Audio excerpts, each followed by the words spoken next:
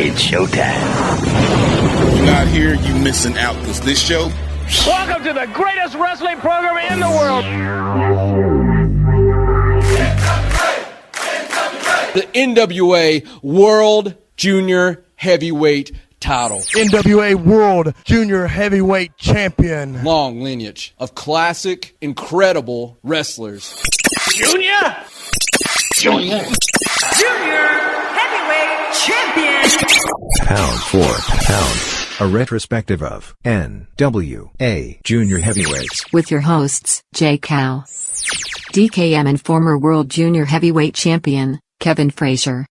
Hey guys, welcome to a very special The Alliance Guys podcast. I am your host, J. Cal, and of course with me is DKM and your former NWA World Junior Heavyweight Champion, the modern day hero, Kevin Frazier.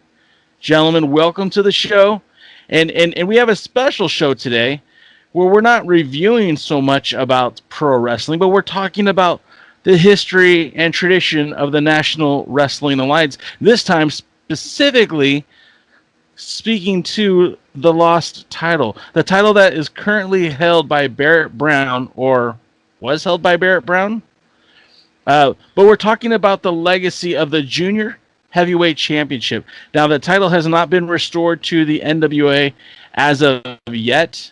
There was a lot of talk during the beginnings of NWA Power, but that would be the new championship that would be revitalized, but it was not. And so the title history itself is sealed with Barrett Brown, waiting for the day when a junior heavyweight division may return to the NWA. But there's so much rich history and tradition with the junior heavyweight division in the National Wrestling Alliance.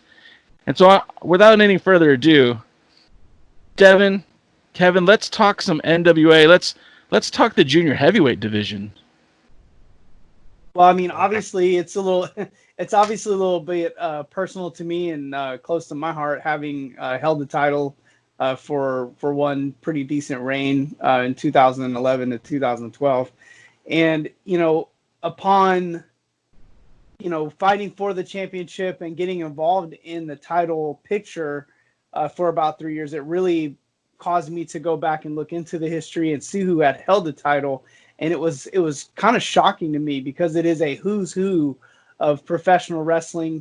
And, Jay, there's so much history to go over. I don't think we could go over all of it maybe in one episode, but I bet we could cover, a lot of ground, especially prior to maybe the famed WrestleMania era or the WWE era when basically the territorial wrestling kind of came to an end. And I know Devin, having lived, primarily during that whole phase, I think he was probably like, 10, 12 years old when the first title was won in 1945. Maybe he could give us, I know he is a historical connoisseur of the title, and he actually has one of the actual titles himself. So Devin, what are you hoping to get out of the episode? What are you thinking? Well, I think when you look at wrestling today, so many of the heavyweight champions are basically junior heavyweights now. I think MLW, out of the 4 guys that have held the title in its current version, only the current champion was a true heavyweight. All the other guys were under 205 pounds. Yeah. One was only 176 pounds as billed, probably 150 pounds in reality. But, in sports, when you look at boxing, who was one of the biggest top names, biggest money earner in boxing? Well, Floyd Mayweather. He never fought above junior middleweight and spent a lot of his career in the middleweight era. Held titles in in the welterweight, and held titles in like 5 different weight divisions. When you look at MMA, you have very hot matches at, the greatest MMA fighter, despite his own demons, is a light heavyweight champion, John Jones. And you look at Anderson Silva, you look at all the way down at flyweight, The guy that fought Mayweather. Yeah. I mean, Why can't right. I say his name? Conor, What's his- Conor McGregor. Yeah. right, who held featherweight and lightweight titles in UFC. And so it's interesting that, in other combat sports, some of the lighter weight divisions, have some of the biggest stars. And if you go back, like you say, if you look at who held the NWA World Junior Heavyweight title, which up till about 1983 was considered a extremely prestigious title, that wasn't the World Heavyweight Championship, but it was a world championship. Right. And it was presented as such. And I think the history was just fascinating. Some people, if you know, looks like we lost Devin. Modern day wrestling. Well, looks like we lost Devin a little bit. You're going to hear about their. Uh-oh. Looks like our show editor is going to have a little work cut out for him.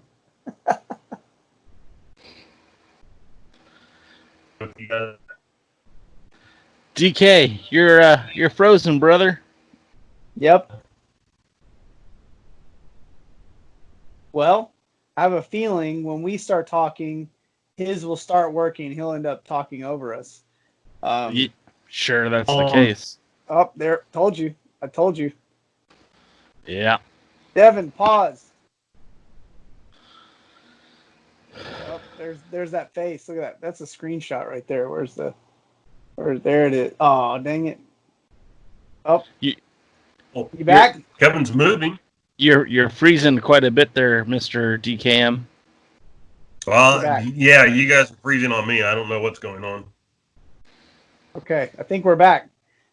It's got to be internet connection on somebody's end. Probably mine, although it shows to be pretty strong. Well, let's continue. Let's see how this goes, and we'll play it by ear. Sure. You'll just have to edit more. Well, one thing I wanted to add just about kind of to Devin's point is that you see a lot of even in like, Adam Cole or Johnny Gargano, Tommaso Ciampa, these are all guys that have been big names in the NXT brand over the last couple of years. And again, to me, those are all guys that would, classify during earlier eras as a junior heavyweight. And I just think a lot of it is the stigma that comes with, if you're not in the heavyweight division in professional wrestling, you're really not in the main event, or you're not in the big time. But in reality, even guys like Daniel Bryan, Kofi Kingston, if we're talking WWE, these are guys that all are, to me, in a junior heavyweight type wrestler. And I just think, it's just kind of a stigma that I'd like to see wrestling get over, because I think the fans have been over it for a long time. Can I say something to that? Of course. So being a product of Southern California and being conditioned to the wrestling that was out here for such a long time, you guys may or may not remember a gentleman by the name of Super Dragon, who, in all honesty, was probably the biggest draw in Southern California for a very, very long time. And much like what you were saying there, Kev, he was a junior heavyweight. In fact, his home promotion, which was the original Revolution Pro, he was the top draw. He was the guy selling tickets. He wasn't the heavyweight champion, and they allowed that title to represent that promotion as a junior heavyweight championship. They would have the Revolution J, which was a junior heavyweight tournament.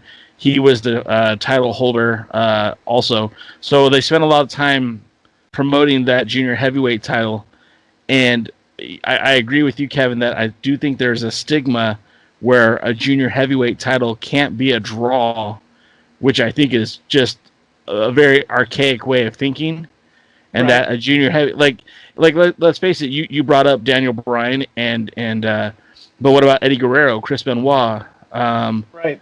Rey Chris Mysterio, Chris Jericho, all of these guys could have been junior heavyweight champions at certain points in their career. In fact, some of them were for WCW, but never were officially accepted as the main event until they were challenging for that world's heavyweight title. Right, and I think that's something that I think it starts at the top, because with WWE kind of being at the moment, the top brand in wrestling, I think that's what sets that stigma and rolls it downhill. I think if they realize that they could get out of that pretty quickly, considering they do somewhat run a lot of the market, and again, that's nothing against AEW or Ring of Honor or MLW. That's just, until a new king is crowned, that's just what it is. And this is not my endorsement one way or another, or even against the NWA, but I think that it's one of those situations where I don't think it would take very long for the fans to adopt it, and adopt it quickly, especially considering we're in an era where the underdog is such a big deal in the stories of wrestling today. It would create that kind of underdog thing. The problem is the way, like, say, in the cruiserweight division in the WWE, it's booked as almost like an afterthought division, and that's where, they don't get many storylines, they don't get top storylines, and most of the time they relegate smaller wrestlers to it to help them kind of develop in the undercard. And that's really no way that's not how you're not going to boost a division like that without putting it in a main event with some of your major stars. Well, back in the day, the junior heavyweight champion was more of the mat wrestler, and what we might today call the work rate guy. Back in the old days, it was said the WWF championship was put on the most popular wrestler or the most over wrestler, and the Intercontinental Championship was put on the best wrestler. Right. And it was kind of that way, and so, like the NWA and a lot of organizations, when it came to the heavyweight and junior heavyweight championship. The top wrestlers, and understand most weights in wrestling were worked, but the top wrestlers they put in the junior heavyweight division. And, in the entire Memphis southern area, Tennessee, Louisiana, Alabama, Mississippi, all through there, you may remember a title called the NWA Southern Junior Heavyweight Championship, and it was the top title in the area. And the title became more famous when a man named Jerry Lawler won it, and they decided to have him go after the heavyweight championship, and so they upgraded the title to the Southern Heavyweight Championship that Jerry Lawler held about 5,423 times. But yes, before that time, that was a junior heavyweight title. It was the top title kind of in these southern state areas.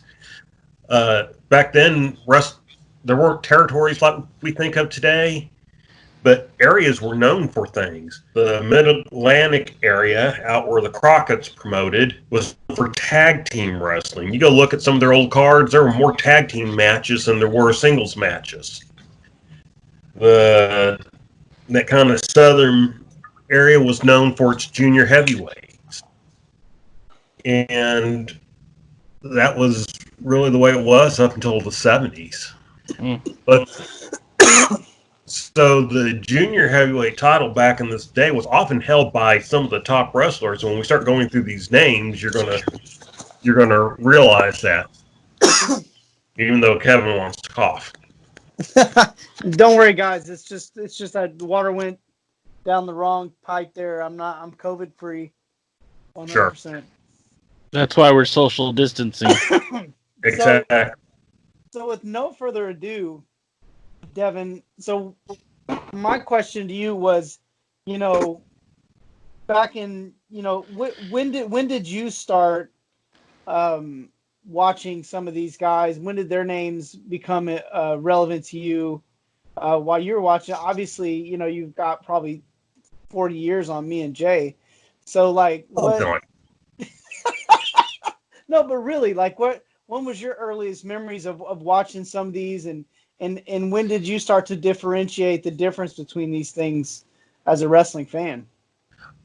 I probably first I first saw wrestling in the late 70s, but I wasn't an avid fan. We didn't have cable, and there wasn't wrestling on any of the 3 networks that we had in the middle of nowhere, Nebraska. So once we got cable, which was in late 80, late 80, early 81, is when I started seeing it. And by that time, a gentleman by the name of Les Thornton was the NWA World Jr. Heavyweight Champion. And he would appear on Georgia Championship Wrestling from time to time. Okay. Where Gordon Soley really took the title and put over him. And much like the World Heavyweight Champion, he was only in from time to time. So, you got the feeling that it was a big title and a big deal, and that he went out and, was just like Ric Flair and traveled the world. Right. And he did. Yeah, you can see it right here. I mean, it's interesting because, and again, maybe we'll start there and kind of work our way backwards and maybe finish up at maybe that WrestleMania era. But it's like you look at these title reigns, and you have Les Thornton's first championship reign, and in 1980 he loses to Jerry Stubbs, and then turns right back around like within a week and wins it back. And you have a very similar pattern happening, very similar to what you saw with Ric Flair as world champion, where he would, lose to what it looks like a babyface, and then the babyface, wouldn't hold the title very long. He'd win the title back, and then you'd see him hold the title a little bit longer again. So I think what you're saying, there's a lot of validity to that historically. Interestingly enough, the guy that looked like he kind of took the torch and ran with it after Les Thornton was Tiger Mask, which is kind of cool. To be on the same title history sheet as Tiger Mask, pretty cool deal. The original Tiger Mask. Right.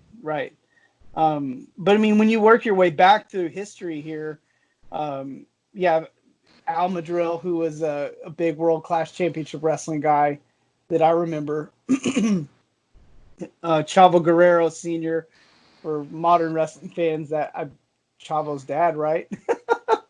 Well, they called him towards the end of his career. He was Chavo Classic, and I think he even briefly held the WWE Cruiserweight title before his career was all said and done. I think he accidentally beat Chavo in a match. Well, that's kind of funny. Yeah, they did some funny stuff there in the WWE for a while. He was actually champion when he left the organization. That's correct. He had won the title, and shortly after he won it, he no-showed an event, and when talking about later, he basically said, yeah, it was kind of his bad. He just, chose not to go that day. So, and not an uncommon thread with some of the older wrestlers. Right. Well, I mean, yeah. Well, for a minute, I know we're kind of jumping around on that list of former World Junior Heavyweight Champions, but a couple of the names that really stand out to me that I'd like to talk about just for a minute or two, if we can, would be like, number one, Vern Gagne, who would later become the guy that would branch off from the NWA and form the American Wrestling Association, and of course would end up holding the AWA World Heavyweight Championship multiple times. And that promotion was all about him and his family, and of course would bring in the likes of Nick Bockwinkel and Hulk Hogan and all sorts of great talent. But I mean, it's kind of odd to me to see somebody like Vern Gagne, who for all intents and purposes, I've only ever saw him wrestle as a heavyweight against heavyweight competitors. But I think that's pretty interesting that his name is on that list. Well, and it looks like he won it pretty early in his career too. It was 1950. He debuted in 1949. Yeah, and this kind of goes back to what I was talking about the work rate guy. Vern Gagne, of course, was known as a solid amateur wrestler. Right. And so they were very happy with his reign as champion. They would have been willing to let him hold it longer. Why didn't they? He didn't want to. It was much like the heavyweight title. It was very you were a very busy person and you traveled a lot. It didn't have quite the same number of title defenses, but you did travel, and he was kind of wanting to settle down. Well, and it looks like the next guy to hold it was another really famous guy named Danny Mcshane, who I don't know a ton about the guy, but I do know the name, and I do know he was one of the all-time greats of his era. So it shows again the prestige of it. And I know this is another guy you wanted to kind of talk about, Jay. If you bounce down a few guys, you see Fred Blassie on here. Well, before Fred Blassie, the guy that beat Danny Mcshane for that title, there was a lot of controversy of where that title exchange took place, because some wrestling websites say it was in Los Angeles. Some wrestling websites say it was in Tulsa, Oklahoma. So there isn't really a concrete history for 100% guaranteed information of where that title changed hands. But the Baron, Michel Leon, who, he was one of the biggest stars of the TV era of Southern California wrestling. If not for Baron Michel Leon, we don't know that wrestling would have grown the way it did in Southern California. I mean, he was part of one of the first main events that had over $100,000 gate. He was responsible for having one of the biggest NWA World Heavyweight title matches with Lou Thesz. In fact, when he later would win the Grand Olympic Auditorium version of the World's Heavyweight Champion, Lou Thesz defeated him to basically unify those championships, which I think is pretty important, not only because it solidified Thesz's reign as World Heavyweight Champion by bringing all those markets together, but also it just says to the impact that the Baron had out in Southern California, and obviously, even being a former NWA World Junior Heavyweight Champion. So interestingly enough, neat fact about Baron Michel Leon, who this is my first time hearing much about him, but wow, what a guy. I mean, just has an amazing track record when you read it. Anybody who fought Lou Thesz and cranked out $100,000 gate. I mean, there's wrestling organizations today that would love to be able to say they cranked out $100,000 gate, and this was in 1952. It's 2020. So, right. 70 years later, it's still something that most wrestling companies, not in the top two, can't say they've ever done. And so, in top two or three, obviously NWA can say it. Obviously, I would like to think AEW has at least done that. And we all know, obviously, WWE has. But another thing, he was born in the same region as Bruno Sammartino. Oh. Interesting fact. So what are they putting in the water out there where is this at? The Abruzzo region of Italy. I need to maybe read into what they're feeding their kids out there. But, but interestingly enough, him and Sammartino came from the same area of Italy. So very interesting. A lot of, so when Fred Blassie ended up losing the championship, they said the title was immediately held up due to a controversial finish. Looks like Mike Clancy, who looks like was his second run as champion, ended up taking the title from Blassie. He ended up wrestling Jackie Fargo, another famous guy. in Nashville, Tennessee, which probably a guy that Devin would know the name because of the Jerry the King Lawler connections. As far goes. So an interesting thing too, just for my own personal. So Leroy Mcgurk was champion, and I wrestled, I think, his grandson, probably in the early 2000s. And you roll down the list here, and you see Dory Funk Senior. You know that? Yeah, Dory Funk Senior. Yep. Wow, it's pretty wild. Dory Funk Senior's on the list. Devin, did you catch any of that? Were you front row for any of those matches? Just watch it. Anyway, well, and the guy he won it from and lost it to, by the name of Angelo Savolde, you actually have a connection to, because you wrestled up in a territory run by the Savoldes. Yeah, it was really interesting because they were adamant. They were adamant that I bring up, my title reign, and they felt like it was something that would get a lot of heat, especially on their television show if I said that, that I was greater than Angelo Savoldi. And so, always glad to get any kind of heat, especially in the Northeast, because, coming from Texas, we always have a chip on our shoulder, feeling like there's some kind of bias that Northeasterners have towards Texans, or maybe the other way, maybe vice versa. Maybe we have bias against them.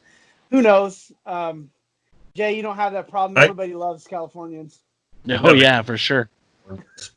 I do want to clarify one thing, though.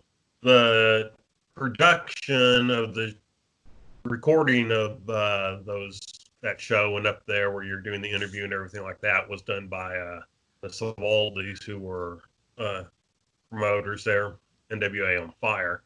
But the actual promotion that brought you in and hosted you was then called NWA Dog, and of course is our good friend Jaden, is the right hand. Yeah, he needs to get back here. He, of course, is the right hand of Dr. Lawrence Zirconium. So interestingly enough, like as you roll down another, again, I guess I just have a lot of connections with random NWA World Junior champions, but Mike DiBiase, who most people would know that last name. I guess I wrestled his grandson, who I probably still have heat with to this day. Wait. Talk about the heat.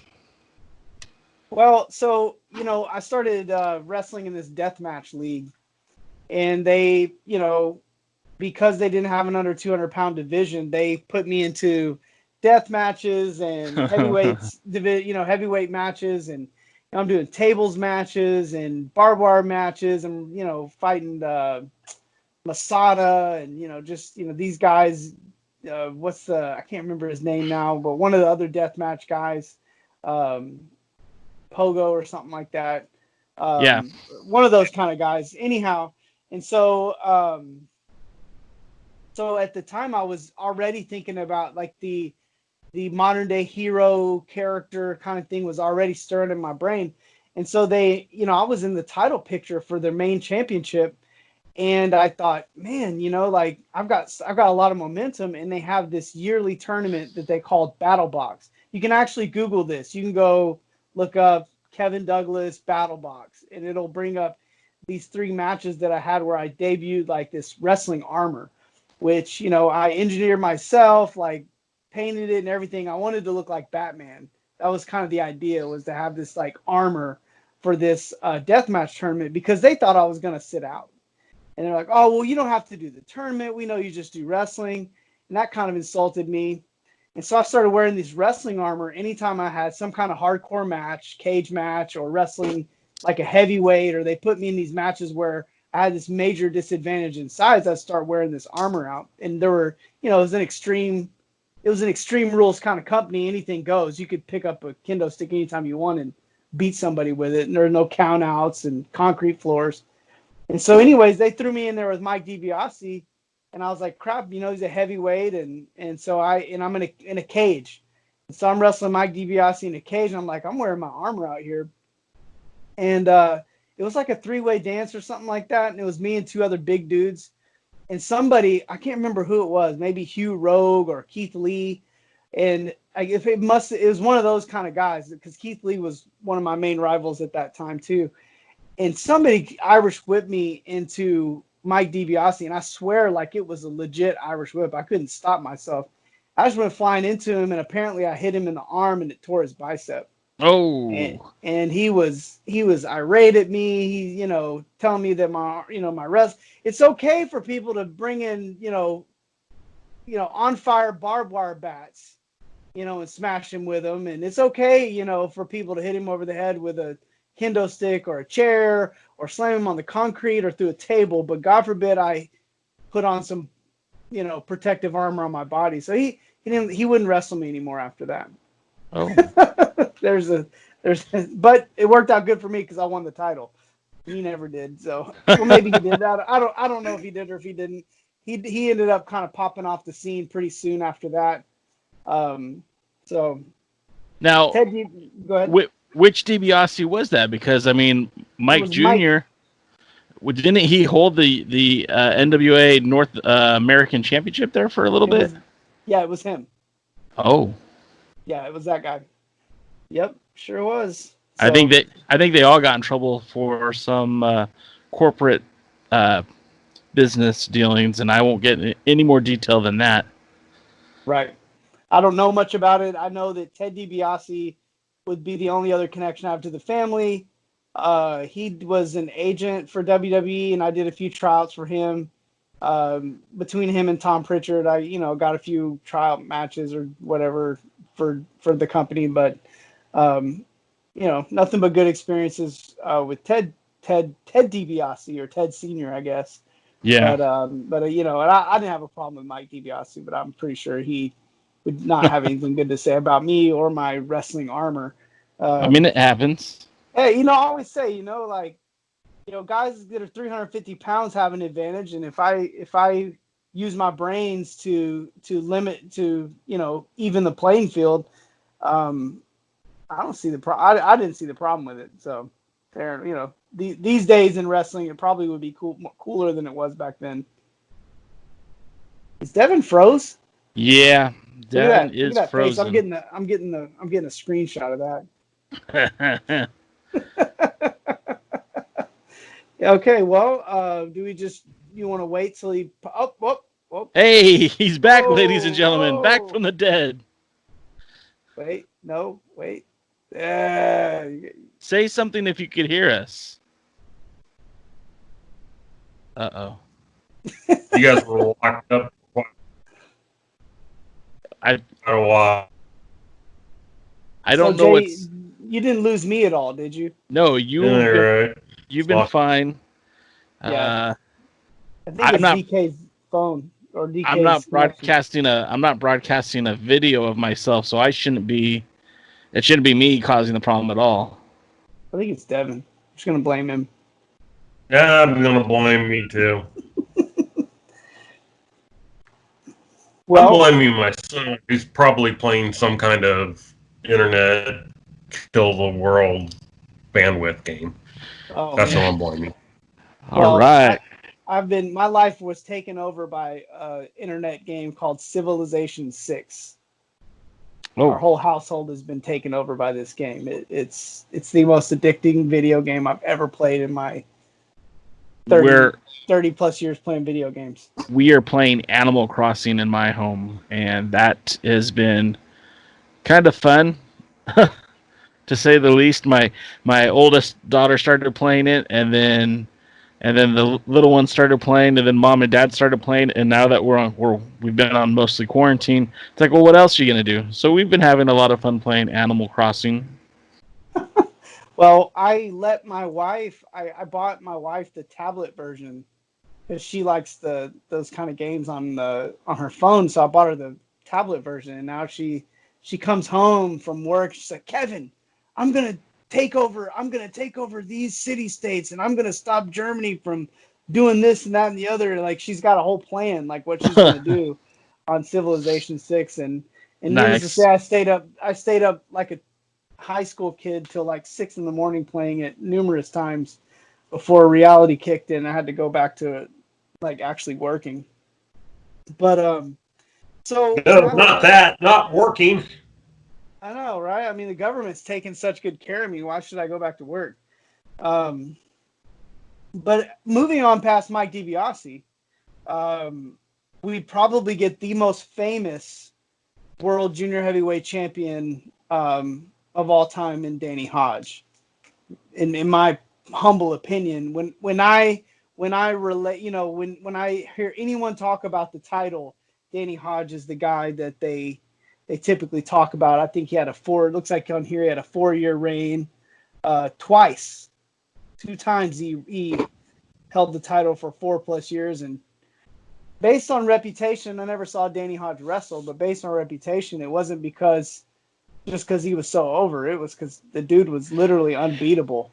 Probably what we would think of like a Brock Lesnar type character where, wrestlers were truly afraid to wrestle the guy. And I had heard, and you guys can correct me if I'm wrong, but I heard a lot of people would liken his ability in the ring to like a Lou Thesz, where, I mean, he was a legit shooter. And if Danny Hodge didn't want you to go over in a match, you weren't going to go over in a match. Yeah. All right. Danny Hodge was... you said Brock Lesnar? Yeah, he had a amateur pedigree, probably better than anybody else in pro wrestling up until you get to the Brock Lesnar's and Kurt Angle more, who actually won an Olympic medal. But he was a shooter, and even more so. Why can't I remember the other term? There's another term that is escaping me at the moment, but if he wanted to hurt you, he could do it with his bare hands in seconds. He was more than a shooter. So here's an interesting story that I didn't mean to come across, but I came across this during one of his matches, during his first major feud with Angelo Savaldi. Hodge was wrestling Savaldi in looks like a boxing match, and his dad, Danny Hodge's dad, got into the ring and stabbed Savaldi with a knife. Oh, wow. And Savaldi required 70 stitches at a local hospital. So we know why Danny was such a bad dude. I mean, his dad got in the ring and stabbed somebody. Well, at a live event.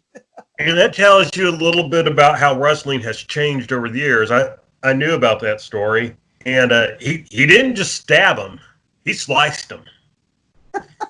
Well, he got up on the ring.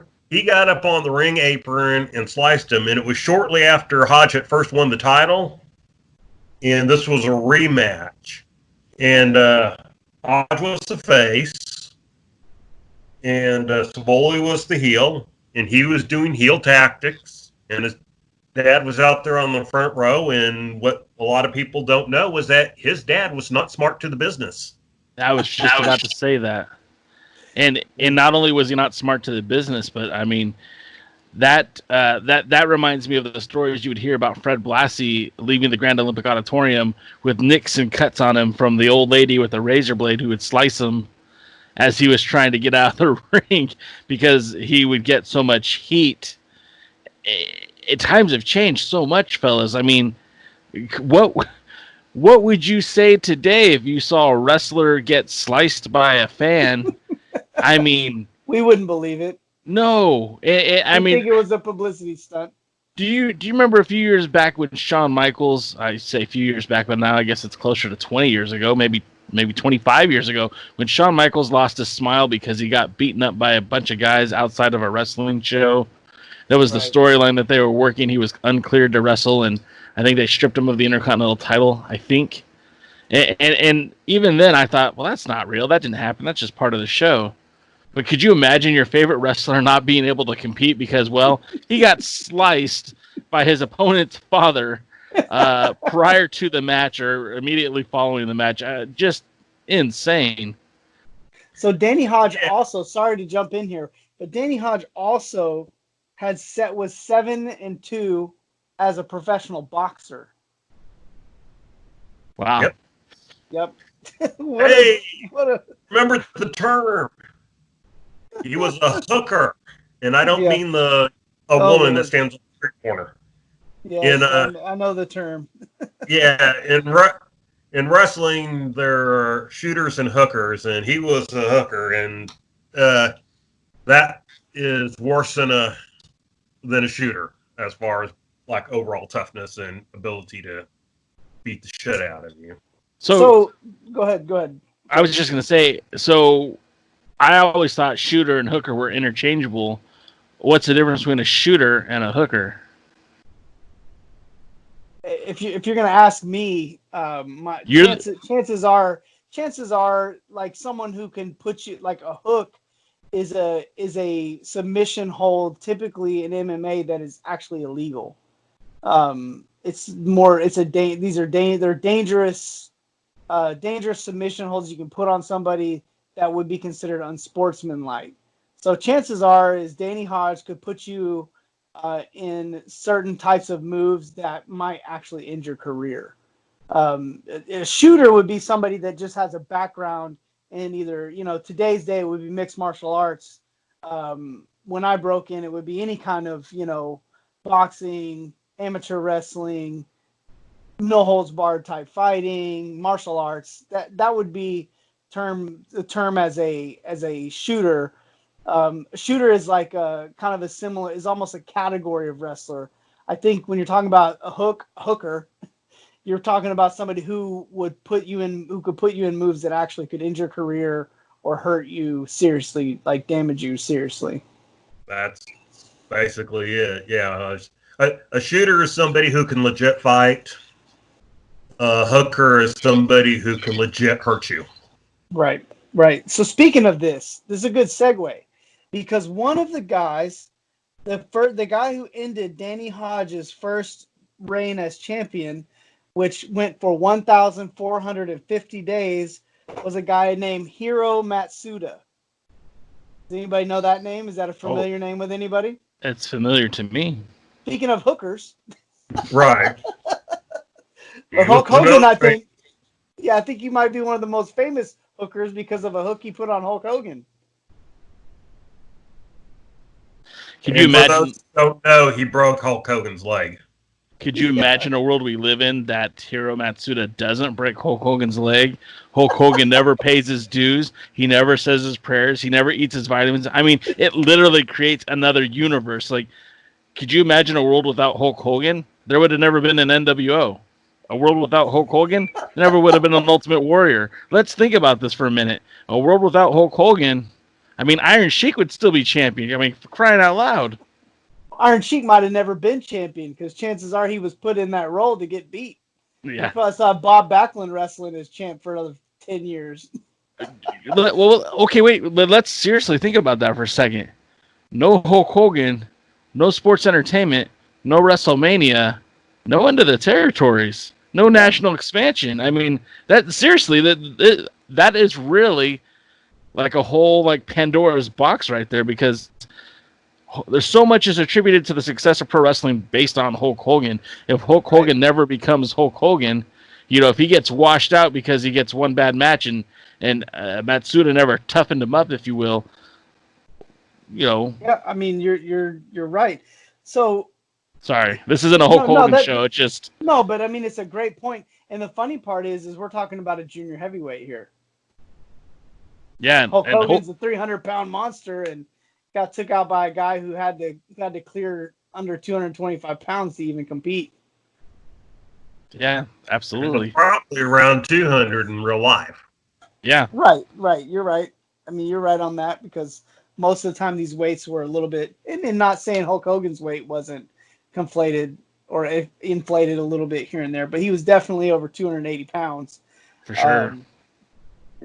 And I think once you get into the Danny Hodge era, you start running into some names that you probably that are pretty famous guys. But listen to some of the title reigns for Danny Hodge: 1,450 days, 214. Wow. It looks like he had a pretty good feud with a guy named Lorenzo Parente. Now, I mean, I don't know much about him, but Danny Hodge had his shortest reign of 10 days. Then in 1966, again, he reigns for another 1,361 days. And we're not talking about the Mike, which we'll probably get into in our next show, but we're not talking about a Mike Quackenbush reign where you're defending the title once every 2 years. We're talking about like a guy who was really wrestling night in and night out back in that time, earning $80,000 a year plus. Being the main event guy for Leroy Mcgurk. So, I mean, what a different world we were, you're looking at, but it also kind of goes back to Devin's primary point at the beginning of the show that even in today's day and age where supposedly heavyweights are the only draw, the biggest draw in the heavyweight boxing division may not have actually been a heavyweight either. I mean, Mike Tyson was barely 200 pounds. So again, I think it begs the point is, what's wrong with calling guys what they actually are? I mean, no one thinks that Adam Cole is a heavyweight. And if we're going to talk about even in NWA Power, I'm sure there's some guys that you'd find in the main part of the roster that, may not classify as quote unquote heavyweights. Hey, Kevin, while you're there looking at the list, tell me who Sure. ended Danny Hodge's 6th reign as champion. Let's see here. So it looks like Danny Hodge. I know that name. Let's see. 1, 2, 3, 4, 5, 6 was Ken Mantell. And Ken Mantell may be best known for his time as Booker in World Class from 83 to, I believe, 85. He would come back later. He would then go book for Bill Watts. And then before coming back and opening his own promotion that merged into World Class anyway. Right. But there's actually a very famous thing about Ken Mantell that a lot of people don't know. And that was that he wrestled Dory Funk for the World Heavyweight Championship. But Funk was also lost weight and was wrestling for the Junior Heavyweight Championship. It was a title versus title match. It's the only one that we know of that was that way. Was that Dory Funk or Terry Funk? Dory Funk Jr., I believe. Now, let me ask you a question because I'm ignorant when it comes to Ken Mantell and a lot of the Texas wrestling.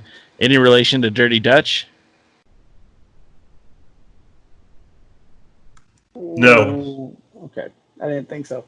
The relationship that I would even have to Ken Mantell is I believe he was wrestling brothers with a wrestler named Johnny Mantell, who ended up being one of my major promoters when I was making my run for the NWA World Junior Heavyweight title. And by the way, I lied. It wasn't Dory Funk. It was Jack Briscoe. That's what I thought, but I wasn't, I was going to let you figure that out. I didn't know. I go, why doesn't that sound right? When he asked Terry, it's like, no, I know it wasn't Terry. And then I started thinking, I go, no, it wasn't Dory. It was Jack. I had to think for a minute. Right. And so an interesting fact is Ken Mantell was the last Texas wrestler to hold the title until a guy by the name of Mike Thunder in 2000, I think it was, or 2001. And guess who was slated to actually actually win that title instead of Mike Thunder? Ooh, Kev. That would be yours truly. Oh my goodness. So interestingly enough, history would still play itself out 10, 11 years later, and I would win the title. But Mike Thunder time. at a better time. Mike Thunder was one of my major rivals when I first started in my wrestling career. And the reason I got noticed for the National Wrestling Alliance was because I did a recording for NWA Wildside in Georgia for Bill Behrens, and that put me on the map. And that was immediately coming back to Texas. That was in the Texas Junior Heavyweight title picture. And Ken Taylor, the promoter at the time for NWA Southwest, and I had a conversation, and he was like, I need somebody that'll, they're looking at bringing the junior heavyweight title to our area, and I need someone to travel with it. I think you're that guy. And then not too long after that, it must have been a week or two after that, Ken Taylor in the television show that I was wrestling for called Professional Championship Wrestling, which was airing on Saturday mornings, which was great exposure for me, getting actually television time in front of my friends and family. They had a big dispute, and I had to pick who I was going to wrestle for.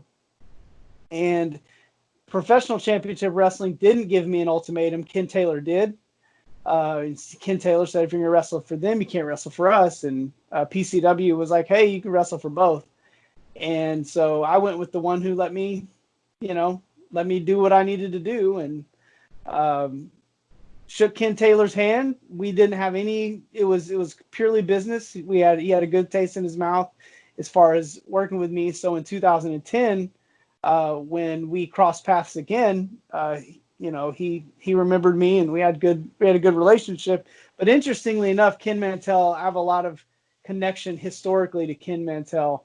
And he was one of the guys whose title reigns I studied a lot before, going after the championship. So a lot of history there. Can I bring up one more thing about Mike Thunder? Sure. Yeah, don't be too sad that you didn't have an opportunity to have that title back in 2001, because he held that belt for about 3 months before it was on to Florida, and it stayed there for quite some time. So I think you made the right call.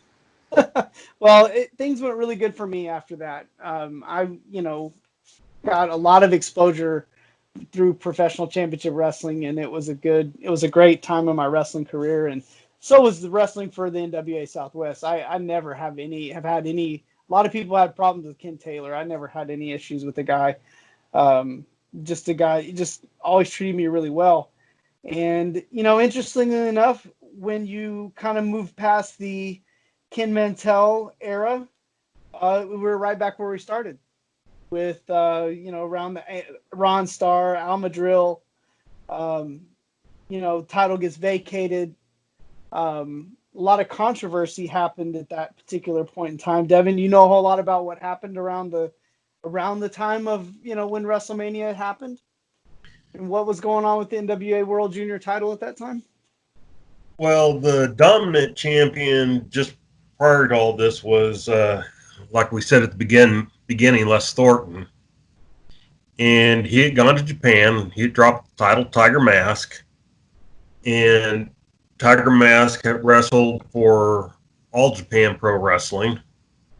And then he left All Japan Pro Wrestling and went to New Japan Pro Wrestling. Upon which time he also won the WWF, either junior heavyweight title. And a lot of the American promoters were upset because they now lost one of the titles they could bring in and feature. And he wasn't wrestling for the NWA at all, so it was primarily Georgia Championship Wrestling declared a famous tournament in the Philippines. Said that Les Thornton had won the thing. They bought him a new belt. Les Thornton wrestled it for Georgia. He wrestled for Kansas City. And he wrestled in, I think, Alabama. defending that version of the title. Then we all know the famous Black Saturday happened. No, what's the famous Black Saturday? When WWF took over Georgia Championship Wrestling spot. Oh. So Les Thornton went to WWF, took the new belt with him, where they called him the light heavyweight champion. And he defended the title a couple times, was on a Piper's Pit with it, and they dropped the title altogether, and he basically worked as enhancement talent after that. Wow. But it was kind of at the end. It was at the end of his career. I think he was just glad for the paycheck. So there's some controversy over what exactly happened. There was supposedly another fake tournament that was held. Yep. And I believe at the time, Hector Guerrero was said to have won the belt. There was video in Mid-Atlantic showed of Hector Guerrero defending the title, but I have no idea what belt they used. And it wasn't a junior heavyweight title defense; it was just something else. Mike Davis won the title in Albuquerque, New Mexico, which should tell you something right there about title changes in Crockett in Albuquerque, New Mexico. Crockett's were big in New Mexico. Yeah, kind of like when Dusty won the National Heavyweight Championship from Buddy Landell. And so Mike Davis actually showed up in Mid-Atlantic Wrestling. They had no belt. He used an old United States title belt, which he would always have to keep covered until the very last second. When he took it off, hide what it actually said and everything like that. And he wrestled a couple times. He actually wrestled Ric Flair on Pro Wrestling USA, which was a Crockett AWA joint venture for, I think, 2 shows or something like that before they all got into disputes. And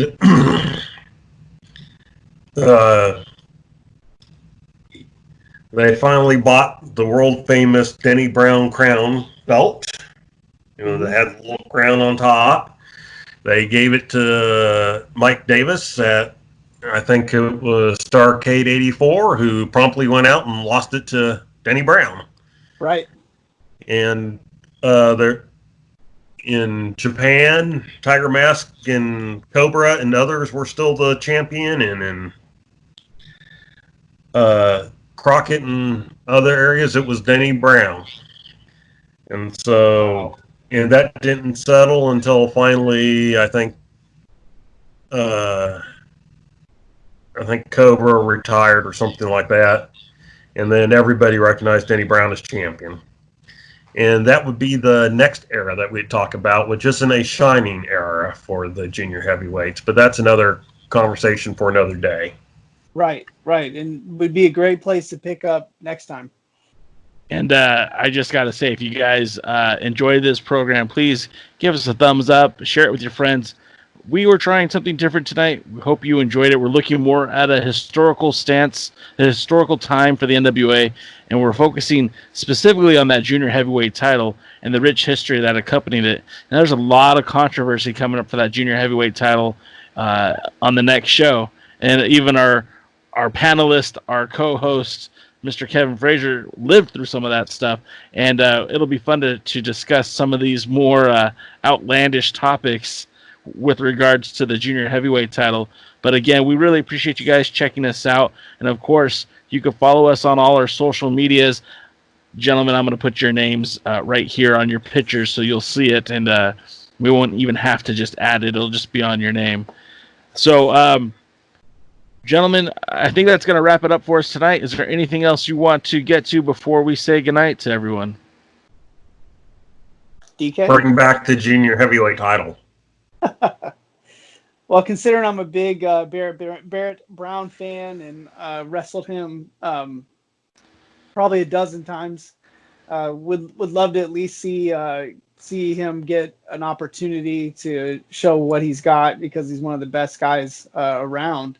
And there's a lot of talent out there that can do things in that division that you're not going to see. And frankly, like Devin was saying earlier, that the junior heavyweight division has always been known to be able to do things match-wise that other divisions of wrestling can't do or won't do or don't do well.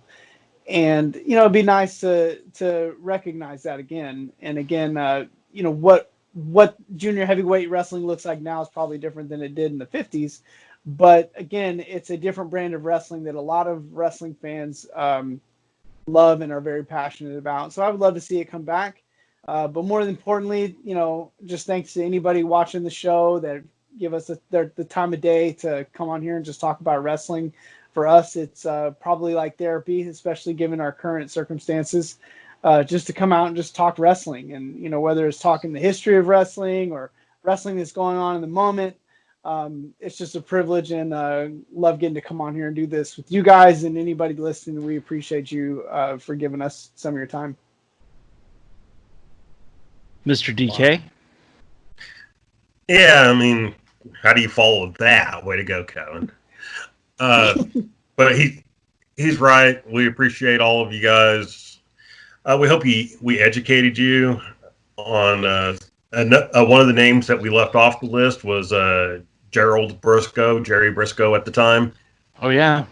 So the Briscoe brothers held world titles at different points in their life, and it's an underlooked division. It's an underrated division, and I would personally like to see it kind of brought back more to its glory days.